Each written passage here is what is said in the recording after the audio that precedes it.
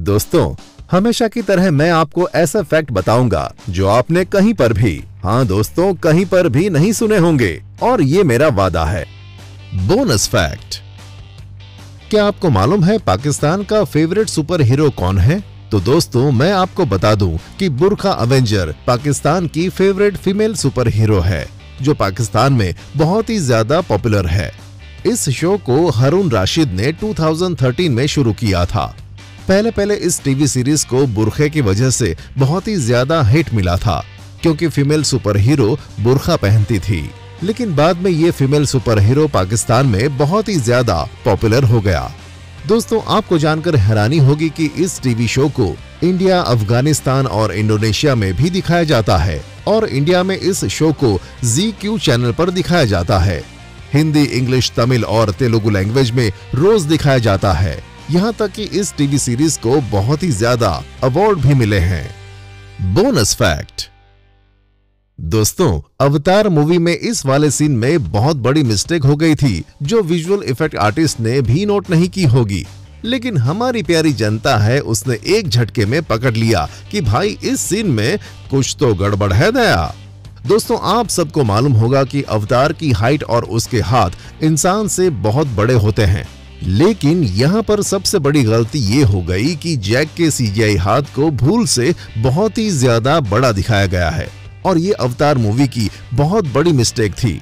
दोस्तों, अगर आपको एग्जाम्पल के लिए बताऊं तो ये जो अवतार के फेस के ऊपर हाथ है वो बहुत ही छोटा होना चाहिए था, लेकिन गलती से विजुअल इफेक्ट आर्टिस्ट ने इसको बहुत ही ज्यादा बड़ा दिखा दिया। इस वजह से ये अवतार की बहुत बड़ी मिस्टेक मानी जाती है। Bonus fact. आप सबको मालूम होगा कि आयरन मैन मूवी को जॉन फेवरियो ने डायरेक्ट किया था, और ये मूवी बॉक्स ऑफिस पर झंडे गाड़ चुकी है।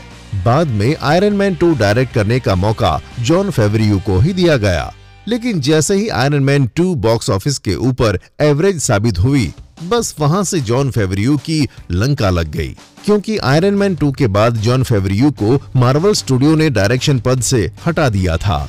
बाद में डिज्नी स्टूडियो ने जॉन फेवरियो को कहा था कि तुम डिज्नी स्टूडियो में ही रहकर जंगल बुक मूवी को डायरेक्ट करो। सोचो दोस्तों, जिस आदमी ने मार्वल स्टूडियो को खड़ा किया उसको ही डायरेक्टर के पद से हटा दिया गया। वैसे दोस्तों, अच्छा ही हुआ, क्योंकि जंगल बुक मूवी हॉलीवुड की सबसे बेस्ट मूवी मानी जाती है। Bonus fact. 1996 में ट्विस्टर मूवी का बजट बहुत ही ज्यादा हो गया था, जिसकी वजह से डायरेक्टर बहुत ही ज्यादा परेशान हो गए थे। इस मूवी के डायरेक्टर का कहना था कि 90s में 3D विजुअल इफेक्ट नया पैदा हुआ था। उस टाइम पर विजुअल इफेक्ट कंपनियां मूवी के डायरेक्टर को बहुत ही ज्यादा लूटने का काम करती थीं, जिसकी वजह से ट्विस्टर मूवी का बजट बहुत ही ज्यादा बढ़ गया था। ट्विस्टर मूवी के डायरेक्टर मूवी को $40 मिलियन में बनाना चाहते थे, लेकिन विजुअल इफेक्ट की वजह से मूवी का बजट $92 मिलियन तक पहुंच गया। डायरेक्टर का कहना था कि जुरासिक पार्क मूवी इतनी बड़ी मूवी होने के बावजूद भी कम बजट में बन गई थी, लेकिन ट्विस्टर मूवी का बजट जुरासिक पार्क मूवी से भी ज्यादा हो गया था। Bonus fact. दोस्तों, एक्स-मैन मूवी में ये वाला सीन केविन फेगी का सबसे फेवरेट सीन है।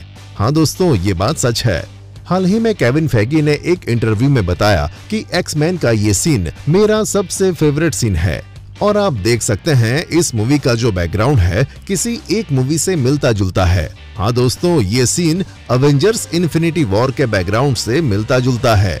केविन फेगी ने बताया कि अवेंजर्स इन्फिनिटी वॉर का जो बैकग्राउंड है वो एक्स-मैन मूवी से कॉपी किया गया है। दोस्तों सॉरी, कॉपी नहीं, इंस्पायर होकर बनाया गया है, क्योंकि हम लोग जो भी चीज करते हैं वो इंस्पायर होकर ही करते हैं। Bonus fact.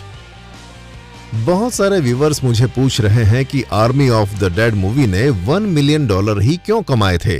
तो दोस्तों, मैं आपको बता दूं कि इस मूवी को नेटफ्लिक्स के ऊपर रिलीज किया गया था, और बहुत कम थिएटर में इस मूवी को रिलीज किया गया था, जिसकी वजह से विकिपीडिया के ऊपर इस मूवी की कमाई $1 मिलियन दिखाई देती है। लेकिन इसकी मां का साकिना का, नेटफ्लिक्स ने इस मूवी से ताबड़तोड़ कमाई की थी। ठीक है दोस्तों, इस मूवी ने नेटफ्लिक्स के ऊपर धूम मचा दी थी। वैसे दोस्तों, मैं आपको बता दूं कि इस मूवी को ऑस्कर भी मिल चुका है। Bonus fact. दोस्तों आज भी मुझे ये जानकर हैरानी होती है कि ट्रांसफॉर्मर्स मूवी 200 से लेकर 250 मिलियन डॉलर में कैसे बन सकती है, क्योंकि उस मूवी में जितना वीएफएक्स दिखाया गया है इतना विजुअल इफेक्ट मैंने आज तक नहीं देखा। ट्रांसफॉर्मर्स मूवी में इतने सारे रोबोट्स, इतनी तोड़फोड़ होने के बाद भी इस मूवी का बजट 200 मिलियन से लेकर 250 मिलियन डॉलर तक ही पहुंच पाता है। दोस्तों अगर आप ट्रांसफॉर्मर्स मूवी के फैन हैं तो आपको पता होगा कि पूरी मूवी में आपको विजुअल इफेक्ट और विजुअल इफेक्ट ही देखने को मिलते हैं। फिर भी ये मूवी 250 मिलियन डॉलर में कैसे बन जाती है, ये जानकर आज भी मैं हैरान हूँ। जब मैंने ट्रांसफॉर्मर्स की मूवीज देखी तो मुझे लगा कि इस मूवी का बजट 400 मिलियन डॉलर तक हो सकता है, लेकिन जब मेरे दोस्त ने मुझे बताया कि ये मूवी 200 मिलियन डॉलर में बनके तैयार हो चुकी है तो मुझे हैरानी हुई कि ये कैसे पॉसिबल है। वैसे दोस्तों आप भी कमेंट में अपना ज्ञान दे सकते हो। बोनस फैक्ट, क्या दोस्तों आपको मालूम है आंट-मैन और ब्लैक विडो के इस सेक्सी फोटोशूट करवाने के लिए केविन चाचा के पसीने छूट गए थे। केविन चाचा को लगता था कि स्कारलेट जॉनसन शायद इस फोटोशूट के लिए मना कर दे, और कई महीने तक सोचने के बाद बहुत हिम्मत करके केविन चाचा ने स्कारलेट जॉनसन को मूवी सेट के ऊपर ही सेक्सी फोटोशूट के बारे में पूछ ही लिया। तो दोस्तों जैसे ही स्कारलेट जॉनसन ने इस कॉन्सेप्ट के बारे में सुना तो 1 सेकंड में ही इस फोटोशूट के लिए हाँ बोल दी। इसकी माँ का साकी नाका, इस फोटोशूट के लिए केविन चाचा 1 साल तक परेशान रहे और स्कारलेट जॉनसन ने इस फोटोशूट के लिए 1 सेकंड में हाँ बोल दी। भाई साहब इससे पता चलता है कि केविन चाचा कितना साधु आदमी है।